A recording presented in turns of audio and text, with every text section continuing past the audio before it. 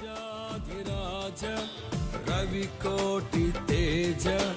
రమణీయ సామ్రాజ్య పరిపాలక రాజాధిరాజ రవికోటి తేజ రమణీయ సామ్రాజ్య పరిపాలక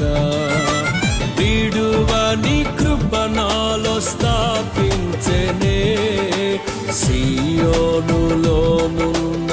స్తుతుల సింహాసనమును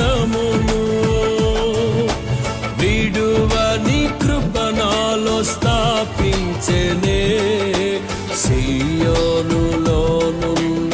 స్తుతుల సింహాసనమును రాజాధిరాజ రవికోటి తేజ రమణీయ సామ్రాజ్య పరిపాలక